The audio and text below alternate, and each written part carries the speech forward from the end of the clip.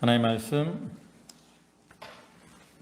구약성경 출애굽기 18장 13절입니다.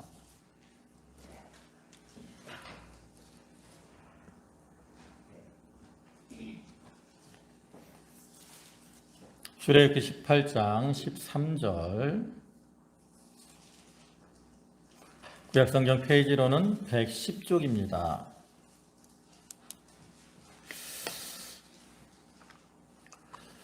봉독합니다. 이튿날 모세가 백성을 재판하느라고 앉아 있고 백성은 아침부터 저녁까지 모세 곁에 서 있는지라.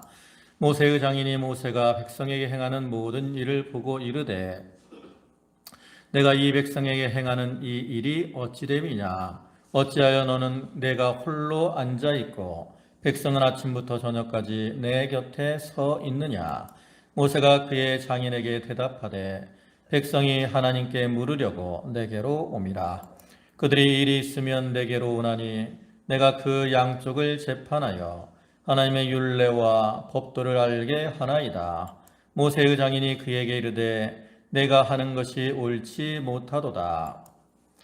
너와 또 너와 함께한 이 백성이 필경 기력이 쇠하리니 이 일이 내게 너무 중함이라. 내가 혼자 할 수 없으리라. 이제 내 말을 들으라. 내가 내게 방침을 가르치리니 하나님이 너와 함께 계실지로다. 너는 하나님 앞에서 그 백성을 위하여 그 사건들을 하나님께 가져오며 그들에게 율례와 법도를 가르쳐서 마땅히 갈 길과 할 일을 그들에게 보이고 너는 또 온 백성 가운데서 능력 있는 사람들 곧 하나님을 두려워하며 진실하며 불의한 이익을 미워하는 자를 살펴서 백성 위에 세워 천부장과 백부장과 50부장과 10부장을 삼아 그들이 때를 따라 백성을 재판하게 하라. 큰 일은 모두 내게 가져갈 것이요 작은 일은 모두 그들이 스스로 재판할 것이니 그리하면 그들이 너와 함께 담당할 것인즉 일이 내게 쉬우리라. 내가 만일 이 일을 하고 하나님께서도 내게 허락하시면 내가 이 일을 감당하고 이 모든 백성도 자기 곳으로 평안히 가리라. 이에 모세가 자기 장인의 말을 듣고 그 모든 말대로 하여 모세가 이스라엘 무리 중에서 능력 있는 사람들을 택하여 그들을 백성의 우두머리 곧 천부장과 백부장과 50부장과 10부장을 삼음에 그들이 때를 따라 백성을 재판하되 어려운 일은 모세에게 가져오고 모든 작은 일은 스스로 재판하더라. 아멘. 할렐루야. 지난 한 주간도 평안하게 잘 보내셨습니까?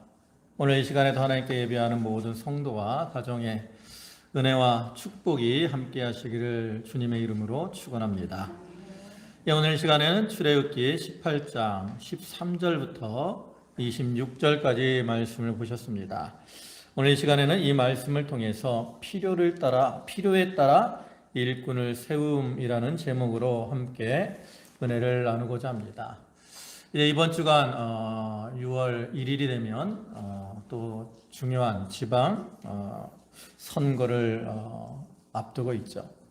그래서 시장, 또 도지사, 또 작은 시장, 군수, 그 다음에 시의원, 군의원, 여러 사람들을 이렇게 이제 선출하기 위한 투표를 하게 됩니다. 이 지방선거를 할 때마다 참 너무 복잡한 것 같아요. 너무 많은 사람을 한꺼번에 뽑으니까 이 누가 누군지 참 어렵고 힘이 드는데 그래도 이 선거라는 게 참 일꾼을 뽑는 중요한 일이기 때문에 우리가 이 신중하게 잘 해야 되고요. 또 이 어렵다고 해서 이 투표를 포기하는 것도 별로 좋은 게 아니죠. 이 투표는 지도자를 세우는 동시에 또 나를 위한 것이기도 합니다. 어떤 사람이 좋은 사람인가, 어떤 일꾼이 어떤 사람이 쓸만한 사람인가, 우리가 이것을 좀 잘 살펴보고 또 우리 성도들은 기도하고 이렇게 좋은 자기가 좋다 생각되는 사람에게 투표를 해야 되겠습니다. 오늘 본문에서도 보면 이스라엘 백성들이 이제 애굽에서 나와서 가나안 땅으로 가는 도중에 그 일꾼들을 세우는 모습을 기록하고 있는 내용이죠. 그 전에 이스라엘에게 있어서 일꾼은 어떤 혈연에 따라서 가장이나 또 족장들이 그 자기의 가족들 또 어떤 지파를 다스리는 일을 했습니다. 그리고 이스라엘 전체에 대해서는 하나님께서 뭐 아브라함이나 또 모세와 같은 이러한 이 개인을 택해서 일꾼으로 세우시고 그들을 통해서 이제 하나님의 일을 감당하게 하셨는데, 오늘 본문에서는 모세라는 지도자가 있음에도 또 많은 일꾼들을 세우고 있다라는 거죠. 그 이유는 뭡니까? 모세 혼자 그 일을 다 감당하기가 어렵기 때문이라는 거죠. 과거에 이스라엘 백성들이 애굽에 들어갈 때는 한 70 몇 명이었어요. 75명. 근데 지금 애굽에서 나올 때는 그 인구가 얼마나 됩니까? 최소한 200만이 넘는 그러한 많은 무리가 이스라엘 이제 애굽에서 나오게 되죠. 이렇게 사람이 많아지고 또 사회가 발달하고 조직이 많아지면 많아질수록 그 가운데 일들이 많아지게 됩니다. 일이 복잡해지고 일이 많아지기 때문에 국가적으로나 사회적으로 또 교회적으로도 이와 같이 혼자 일을 감당할 수 없어서 일꾼들을 세우게 되는 거죠. 어제는 섬실교회에서 이제 그전 유원열 목사님이 이제 은퇴하시고 원로 목사로 취임하시고, 그다음에 이제 새로 조현래 목사님이 오셔서 위임을 하는 그런 위임식이 있었습니다. 그리고 그 위임식 가운데 이제 또 안수 집사도 세우고 권사들을 세우기도 했는데, 우리가 교회에서 이렇게 여러 직분자들을 세우는 이유도 마찬가지죠.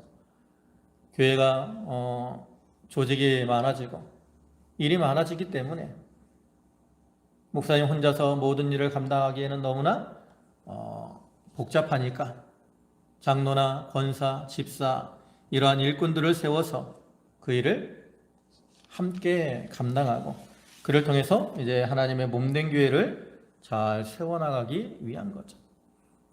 그래서 우리가 사도행전 6장을 보면 초대교회 시대에도 그 7 집사를 세우는 모습이 나타나 있습니다. 그러면 그 말씀에서 볼 때 왜 초대교회 시대에 7 집사를 세우게 되었을까? 여러분, 그 당시에 예수님의 그 제자들 12사도가 있잖아요. 예루살렘 교회에 12사도가 있다고. 이렇게 많은 사도들이 있어가지고 그 교회를 잘 다스릴 것 같은데 그렇지 않아요. 그래서 우리가 그 사도행전 6장을 보면 7 집사를 세우게 된 이유가 뭡니까? 예루살렘 교회에 문제가 생겼다라는 거죠. 오순절 성령 강림을 통해서 예루살렘 교회가 세워지고 또 성령의 역사와 성도들의 헌신을 통해서 그 교회가 점점 성장하고 부흥하게 되는데, 이렇게 교인의 수가 많아지고 교회가 성장해지니까 그 가운데 문제가 생겼다라는 거예요. 그 문제가 뭡니까? 그 6장 1절을 보면 그때 제자가 더 많아졌는데 헬라파 유대인들이 자기의 과부들이 매일의 구제에 빠짐으로 히브리파 사람을 원망하니. 무슨 일로 문제가 생기느냐? 구제하는 일로 문제가 생깁니다. 이 사람이 많아지니까 구제를 하다가 몇몇이 이렇게 빠지는 일이 생겼다라는 거죠. 근데 그 사람들이 주로 헬라파, 그러니까 이제 그 예루살렘에 있던 그러한 유대인들이 아니라 외국에서 들어온, 그래가지고 개종을 한 그러한 헬라파 유대인들 가운데 그들의 과부가 구제에서 이제 제외되는 일이 생긴 거예요. 그러니까 헬라파 유대인들이 우리만 이렇게 차별하느냐, 이러한 식으로 이제 원망과 불평이 생기게 됐다. 그래서 이러한 이 초대교회 예루살렘 교회가 이러한 문제를 해결하기 위해서 이제 7명의 집사를 세워서 그들에게 이 구제의 일을 전담하게 하는, 구제의 일을 맡기고 교인들을 돌아보는 이러한 일을 맡기기 위해서 성령과 지혜가 충만하며 또 사람들에게 칭찬받는 사람 7을 세워서 집사로 안수하고, 사도들은 말씀 전하는 것과 또 기도하는 일에 전무했습니다. 그러니까 오히려 그를 통해서 이제 예루살렘 교회가 더욱 흥왕하게 되었다라는 거예요. 우리가 이러한 모습들을 볼 때 교회 안에서나 또 사회에서나 일꾼들을 잘 세우는 게 중요합니다. 그래서 오늘 본문을 통해서 어떠한 사람, 왜 일꾼을 세우는가, 그리고 어떠한 사람을 일꾼으로 세워야 되는가, 이런 것들을 살펴보고 우리 자신들이 하나님이 기뻐하실 만한 그러한 일꾼의 모습으로 자기를 만들어 나가야 되고요. 또 이제 국가적으로 투표를 앞두고 있는데 그렇게 일꾼으로 쓰임받을 만한 좋은 사람들에게 투표할 수 있도록 해야 되겠습니다. 먼저 살펴볼 것은 왜 그러면 일꾼들을 세우게 되었는가 하는 그러한 것입니다. 우리가 일꾼을 세우는 목적을 알아야 되는 이유는 그 목적을 바로 알아야 목적에 맞는 일꾼들을 또한 세우기 때문이죠. 그 이스라엘 백성이 이제 광야에서 이와 같이 일꾼들을 세우게 되는 이유가 뭘까? 이제 본문 13절부터 말씀을 보면 그러한 이유들이 나타나 있습니다. 13절부터 보시면 이튿날 모세가 백성을 재판하느라고 앉아 있고 백성은 아침부터 저녁까지 모세 곁에 서 있는지라. 모세의 장인이 모세가 백성에게 행하는 모든 일을 보고 이르되 내가 이 백성에게 행하는 이 일이 어찌 됨이냐. 어찌하여 내가 홀로 앉아 있고 백성은 아침부터 저녁까지 내 곁에 서 있느냐. 모세가 그의 장인에게 대답하되 백성이 하나님께 물으려고 내게로 오미라. 그들이 일이 있으면 내게로 오나니 내가 그 양쪽을 재판하여 하나님의 율례와 법도를 알게 하나이다. 모세의 장인이 그에게 이르되 내가 하는 것이 옳지 못하도다. 너와 함께한 이 백성이 필경 기력이 쇠하리니 이 일이 내게 너무 중함이라. 내가 혼자 할 수 없느니라. 여기 오면 모세가 이스라엘의 일꾼을 세우는 이유가 나타나 있습니다. 여러분, 이 말씀이 기록된 때가 그 상황이 어떤 상황입니까? 이때는 이스라엘 백성들이 이제 애굽에서 나와서 가나안 땅을 향해 나아가는 때입니다. 근데 아직은 그들이 가나안 땅에 가까이 가지 않았고 또 호렙산에도 아직 도달하지 않은 이러한 때죠. 근데 이때는 그 아까 앞에서도 얘기했지만 이스라엘의 그 무리가 장정만 60만이 넘었고요.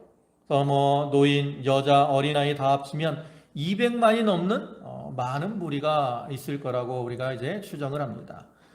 근데 보면 우리가 이제 몇 사람만 모여도 그 가운데 문제가 생긴다고요.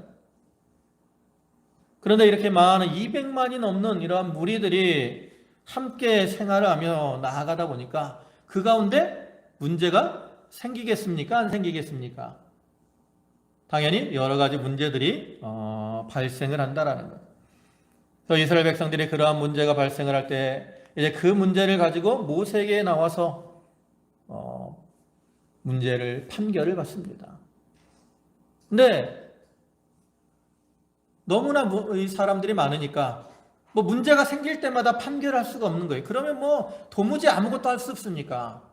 그러니까 어떻게 해요? 이제 문제들이 생기면 그 문제들을 모아서 한꺼번에 판결을 하는 거죠.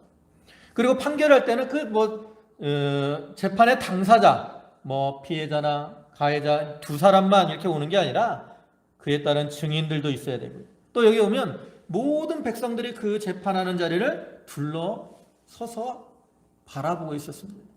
왜 그렇게 했냐면 이 재판을 통해서 이 백성들을 교훈하는 그러한 목적도 가지고 있기 때문이죠. 그래서 본문 15절과 16절을 다시 보시면 모세가 그의 장인에게 대답하되 백성이 하나님께 물으려고 내게로 오미라. 그들이 일이 있으면 내게로 오나니 내가 그 양쪽을 재판하여 하나님의 율례와 법도를 알게 하나이다. 그러니까 이 재판은 교육의 목적도 가지고 있다는 거죠. 이때는 모세 오경이 아직 기록되기 이전이고 또 이스라엘 어떤 체계가 수립되기 이전이고 또 하나님의 율법도 완전히 주어지기 이전이기 때문에 판결의 기준이 정확하게 없어요. 뭐 사소한 문제들이야 관습에 따라 판결은 안 되지만 어떤 이 이스라엘 공동체에 영향을 미치는 중요한 문제들은 잘 그 판결을 하고 그 다음에 그것을 이제 백성들한테 가르침으로 그러한 문제들이 다시는 일어나지 않도록 교육을 해야 됐다라는 거예요. 그럼 이러한 상황에서 이제 재판할 때 모세는 앉아서 재판을 하고 우리는 이렇게 주위를 둘러싸고 있으니까 그로 인한 문제가 생겼다라는 거죠. 그래서 일꾼들을 세우게 되는 겁니다. 그럼 문제가 뭡니까? 첫째로는 업무가 모세에게 과중하다라는 거예요. 모세에게 과중해. 그래서 이 업무의 분담을 위해서 이제 일꾼을 세우는 겁니다. 그래서 본문 22절 보면 그들이 때를 따라 백성을 재판하게 하라. 큰 일은 모두 내게 가져갈 것이요 작은 일은 모두 그들이 스스로 재판할 것이니 그리하면 그들이 너와 함께 담당할 것인즉 일이 내게 쉬우리라. 여러분 이스라엘 백성들이 광야 생활을 몇 년 하죠? 40년을 합니다.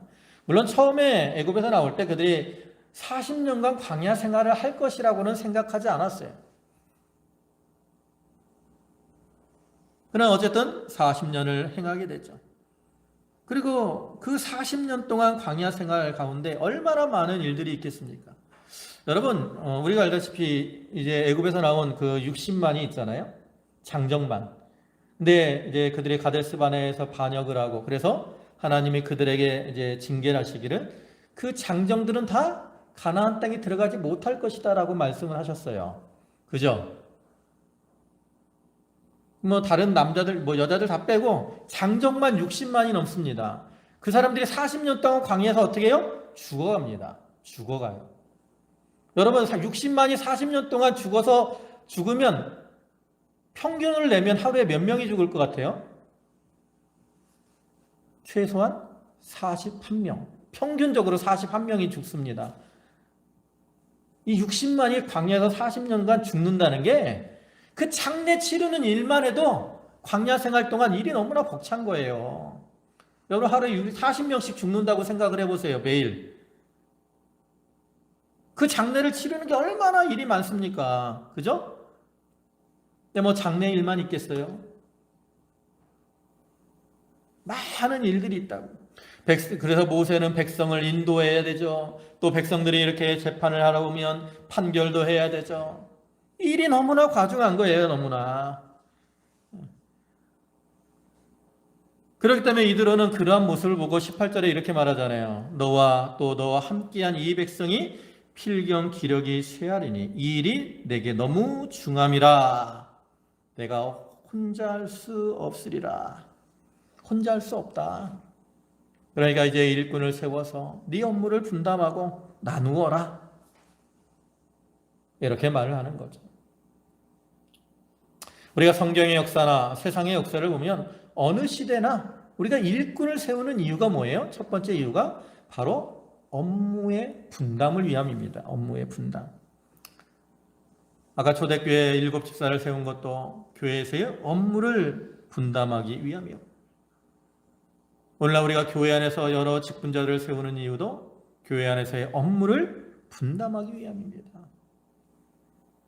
그 직분을 세워서 그 사람들이 무슨 권세를 누리고 높임을 받으라고 세우는 게 아니에요.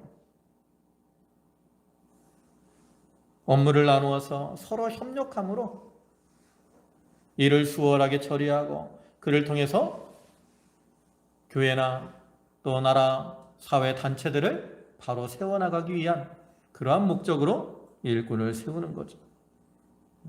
그러니까 우리가 이번에 지방 선거를 할 때도 어떤 사람들을 뽑아야 돼요? 일을 잘 협력해서 할 만한 사람들을 뽑아야 돼. 독불장군처럼 혼자 자기 잘났다고 하는 사람들은 좋은 일꾼이 아닙니다. 그다음 두 번째로 이 일꾼을 세우는 목적이 뭡니까? 바로 백성의 유익을 위함입니다. 앞에서 말씀드린 것처럼 이 재판을 하는 일은 모세에게도 업무가 과정하지만 백성들도 피곤한 일이었어요. 왜냐하면 13절 다시 보시면 이튿날 모세가 백성을 재판하느라고 앉아있고 백성은 아침부터 저녁까지 모세 곁에 서 있는지라 그랬어요. 그러니까 재판이 아침부터 저녁까지 계속 되는 거예요. 모세는 이제 앉아서 한 건을 가지고 재판을 하고 또 다른 건을 가지고 재판을 합니다. 그때 백성들은 어떻게 했어요? 모세 주위에 다 서 있어요. 여러분, 광야가 어떤 곳입니까? 뜨거운 햇빛이 내리쬐고 있는 그러한 곳 아닙니까? 그런 곳에서 하루 종일 이렇게 서서 재판에 참여한다는 거, 이건 결코 쉬운 일이 아닌 거죠. 그렇기 때문에 이들은 이 모습을 보고 이 백성이 기력이 쇠하리니 그랬어요. 이스라엘 백성이 광야 한 5일 이 정도만 있다면 그 정도 짧은 기간이니까 금방 지나가면 상관이 없습니다. 그러나 아까도 얘기했지만 이스라엘 백성들이 광야 생활을 얼만큼 할지 몰라요. 그리고 실제로는 40년간 광야 생활을 하게 되죠. 근데 그러한 그 광야 생활 가운데 이 재판하는 일로 인해서 기력이 쇠하면 광야를 제대로 통과할 수 있겠느냐는 거죠.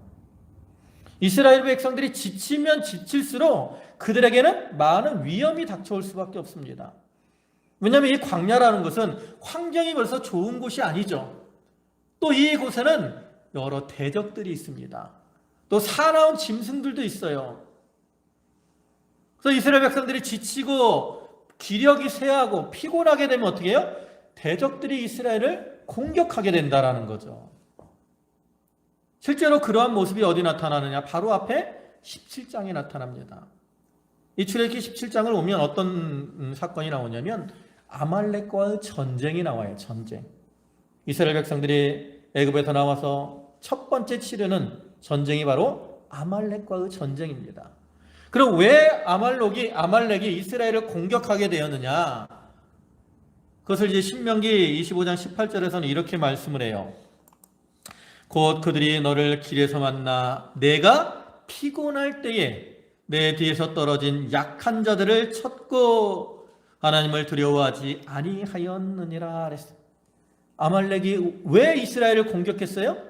이스라엘이 피곤해서 약해졌기 때문에 그들이 기회를 타서 이스라엘을 공격했다라는 거죠. 그래서 이스라엘이 이렇게 피곤하게 되면 이러한 위험에 많이 노출될 수밖에 없다라는 거죠. 그래서 하나님께서는 이제 일꾼을 세워서 백성들이 피곤하지 않도록 그들을 돌아보게 하신 것이고, 그를 통해서 이스라엘이 이제 광야를 잘 통과해 나아갈 수 있도록 한 거예요. 오늘날에도 우리가 이 국가적으로 이 일꾼들, 지도자들을 뽑는 이유가 뭡니까?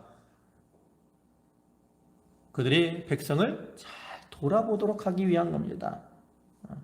우리가 대통령이나 국회의원, 또 시장, 도지사, 군수, 시도의원들, 이런 사람들을 세우는 것도 백성 위에서 권세를 부리라고 세우는 게 아니라 그들이 정치를 잘해서 이 국민들이 살기 좋은 그러한 나라, 지역 사회를 이루어 나가도록 하기 위한 거라는 거죠. 그래서 이러한 목적에 맞게 우리가 일꾼을 뽑을 때는 어떤 자기의 이익을 위해서 일하는 사람이 아니라 좀 국민을 위해서, 나라와 민족을 위해서 자기를 희생하고 헌신해서 일할 만한 이러한 자들을 뽑아야 되는 거죠. 이처럼 일꾼을 세우는 목적은 두 가지로서 그 업무의 분담과 그 다음에 백성의 유익을 위한 것이었습니다.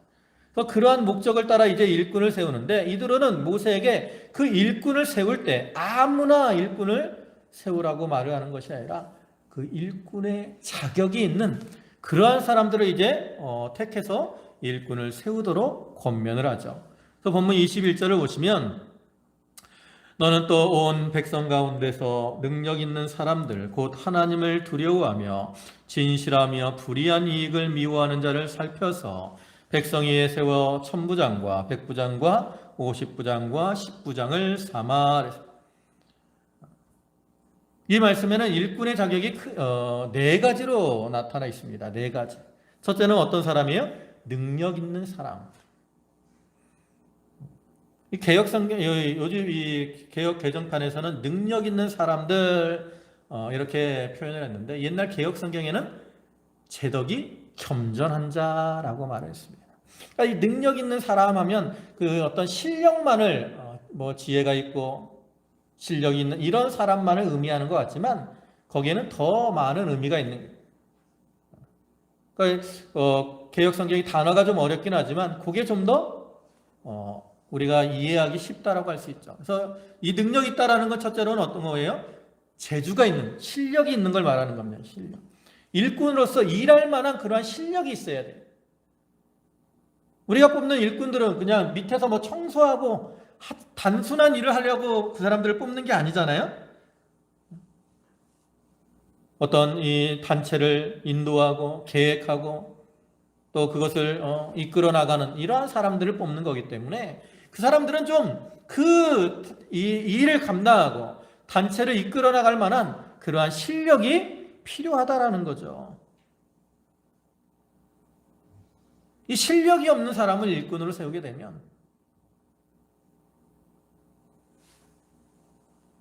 가야 할 길을 제대로 갈 수가 없는 거예요. 그래서 일꾼으로 뽑으려면 1차적으로는 실력이 있어야 됩니다. 그 다음에 또 능력이, 여기서 말하는 두 번째 능력은 뭐냐면 덕이 있어야 돼요. 덕. 그래서 제덕이 겸전한 자 그랬잖아요. 재주와 덕망이 있어요. 재주만 있으면 안 됩니다. 거기에 덕이 있어야 돼요. 덕. 우리가 교회 안에서도 마찬가지입니다. 그래서 베드로서를 보면 믿음의 덕을 이렇게 말해요. 우리가 믿음만 있으면 안 돼요. 믿음이 중요하지만 그 믿음에 덕이 있어야 됩니다. 세상적으로도 실력만 있으면 안 돼요. 덕이 있어야 돼요. 이 실력만 있고 덕이 없으면 어떻게 돼요? 독불장군이 된다고. 독불장군. 여러분, 우리나라의 과거에 많은 지도자들이 거쳐갔잖아요. 근데 나중에 결과적으로 백성들에게 존경받는 지도자가 그렇게 많지 않아요. 왜 그래요? 실력이 없을까요, 그 사람들이? 그 사람들 똑똑합니다. 실력 많아요. 근데 왜 말로가 좋지 않을까? 덕이 없기 때문에 그래요. 덕이 없어. 그래서 우리가 세상적으로도 실력이 있을 뿐만 아니라 덕이 있는 사람을 세워야 됩니다. 교회적으로도 믿음이 있는 사람뿐만 아니라 덕이 있는 그러한 사람을 세워야 되죠.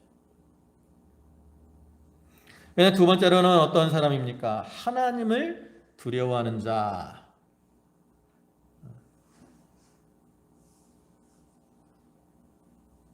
교회적으로는 당연히 일꾼을 세울 때 하나님을 경외하며 하나님의 권위를 인정하고 하나님 앞에서 사는 자들을 우리가 일꾼으로 세워야 한다는 겁니다. 근데 세상적으로도 두려워하는 사람이 있어야 돼요. 두려워하는. 이 지도자, 여러분, 우리가 지도자의 위치에 있는 사람들은 뭐에 빠지기 쉬우냐면 교만함에 빠지기가 쉽습니다. 왜요? 자기를 통제하는 사람이 없어. 대부분 사람들이 지도자가 있으면 그 사람에게 뭘 해요? 아첨을 합니다. 높여주죠. 사람들이 자꾸 잘한다 하니까 그로 인해서 진짜 자기가 잘난 줄 알고 교만해집니다. 그러나 우리가 교회에서의 어떤 이 직분자들이나 또 이 세상에서 이 세움받는 이 지도자들은 군림하는 그러한 자리가 아니라 오히려 섬기는 그러한 자리라는 걸 우리가 분명히 알아야 됩니다. 세상 말에도 민심은 천심이다라는 그러한 말이 있죠. 이 말은 뭐예요? 지도자들이 백성의 마음을 하늘의 뜻으로 알고 백성을 잘 섬겨야 될 것을 의미하는 겁니다. 근데 사람들이 보통은 이 세워지기, 직분을 받기 전에, 지도자를 세우기 전에는 겸손한 모습으로 행할 때가 많은데, 지도자의 위치에 서면 교만해지는 경우가 많이 있다고. 근데 우리가 그렇게 교만해지지 않으려면 자기 위에, 우리 성도들은 내 위에 하나님이 계시다라는 것을 우리가 늘 의식하고 살아야 되고요. 또 이 세상에 세움받은 이 지도자들도 이 백성들, 자기를 뽑아서 세워준 그 백성들을 두려워해야 돼. 그래야 교만해지지 않고 겸손한 모습으로 행할 수가 있는 겁니다. 많은 정치인들이 선거가 있을 때는 어떻게 해요? 진짜 쓸개라도 빼줄 것처럼 부탁합니다, 잘하겠습니다, 꾸벅꾸벅하고 인사도 잘하는데 막상 당선이 되면 어떻게 해요? 언제 그러냐는 듯이 뻣뻣하게 행하는 모습들을 우리가 많이 보잖아요. 일시적으로 선거 때만 이렇게 자기를 낮추고 행하는 사람이 아니라 평상시에도 늘 변함없이 백성을 두려워하면서 백성 앞에 부끄러움이 없는 모습으로 행하려고 하는 이러한 사람들이 참된 일꾼의 모습이라고 할 수 있는 거죠. 세 번째 조건은 뭡니까? 진실한 자입니다. 진실한 자. 개역 성경에서는 진실무망한 자 그랬어요. 진실하고 망령된 것이 없는 자.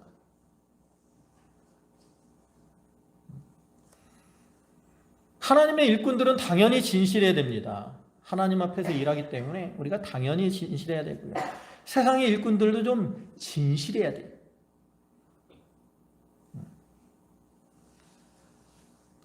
이 세상이 불의가 가득 찬 그러한 세상이긴 하지만 사람들은 지도자는 어떤 사람이기를 원합니까? 진실한 사람이기를 원한다고. 그래서 우리가 좀 진실한 자를 세워야 돼요. 오늘 본문에 세우는 일꾼들은 무엇을 하기 위한 일꾼들입니까? 주로 재판을 하기 위한 일꾼들이죠. 그들은 백성을 재판해야 된다고. 근데 백성을 재판한 일꾼들이 진실하지 못하면 그들이 하는 판결을 백성들이 신뢰하겠습니까? 그렇지 않아요. 오늘날 교회 안에서도 지도자, 직분자들이 진실하지 못하면 교인들에게 인정을 받지 못하고 존경받지 못합니다. 세상에서도 지도자들이 늘 진실하지 못하고 거짓말만 일삼으면 백성들이 그러한 지도자를 신뢰하지 않아요. 우리나라의 많은 지도자들이 백성에게 신임을 받지 못하는 이유가 뭡니까? 진실하지 못하기 때문에, 자기의 이익을 위해서 거짓말들을 많이 하기 때문에 그런 거죠. 그래서 참된 인권은 무엇보다 또한 진실해야 되고요. 그다음에 마지막으로 네 번째는 뭡니까? 불의한 일을 미워하는 자. 불의한 이익은 뇌물 같은 걸 받지 않는 것을 의미하는 거죠. 사람이 뇌물을 받으면 재판을 공정하게 할 수 없다고. 지도자들이 물질에 대해서 바로 하지 못하면 그로 인해서 나중에 수치와 부끄러움을 당하게 돼요. 그래서 본문에서는 불의를 버리라 이렇게 말하지 않고 불의를 어떻게 하라고요? 불의한 이익을 미워하라 말하죠. 미워하라. 이 말은 무슨 의미입니까? 내가 이 불의한 이익을 추구하고 나가면 내 말로가 멸망이다. 이것은 나를 망하게 하는 것이다. 이렇게 생각하고 미워하는 마음을 품으라는 거예요. 사실 우리가 지도자의 위치에 있다 보면 이 어떤 물질에 대한 유혹들이 많이 닥쳐오게 됩니다. 우리가 떡을 이렇게 떡국을 만지면 손에 떡고물이 묻잖아요. 그죠? 그것처럼 지도자의 위치에서 많은 이 물질들을 관리하기 때문에 그로 인해 물질의 유혹이 많이 올 수밖에 없습니다. 그렇기 때문에 지도자들은 더 물질에 대해서 조심해야 되죠. 자기가 이 지도자가 됐다 그 지위를 평생 영원토록 가지고 있는 게 아니잖아요. 때가 되면 다 그 자리에서 물러나야 되는데, 물러나면 자기가 행했던 그 불의한 일들이 다 어떻게 돼요? 드러나게 돼 있어요. 그러면 그로 인해서 수치와 부끄러움을 당할 수밖에 없다라는 거죠. 그래서 그렇게 되지 않도록 일꾼들은 무엇을 미워해야 돼요? 불의한 이익을 미워해야 돼요. 우리가 일꾼을 뽑을 때도 이 불의한 이익을 따라가는 이러한 자들을 뽑지 말아야 된다는 거죠. 예, 이제 말씀을 마무리하겠습니다. 오늘 본문의 말씀 보면 하나님께서 이드로를 통해서 이제 모세를 도와줄 그러한 일꾼들을 세우도록 했는데, 일꾼을 세우는 목적은 모세의 업무를 분담하고 백성의 유익을 위한 것이라 했습니다. 그리고 그러한 일꾼으로 세움받을 만한 자의 자격은 능력이 있는 사람, 또 하나님을 두려워하며 진실하며 불의한 일을 미워하는 이러한 사람이라고 말씀을 하고 있습니다. 그래서 우리가 이러한 말씀을 기억하면서 내 자신들이 좀 하나님이 기뻐하실 만한, 사람들에게 인정받을 만한 그러한 모습으로 좀 자기를 만들어 나가야 되겠고요. 또 이제 국가 선거를 앞두고 있는데 그러한 쓸만한 사람들을 잘 살펴서 그들에게 투표하고 또 그러한 일꾼들을 세워 나가도록 해야 되겠습니다.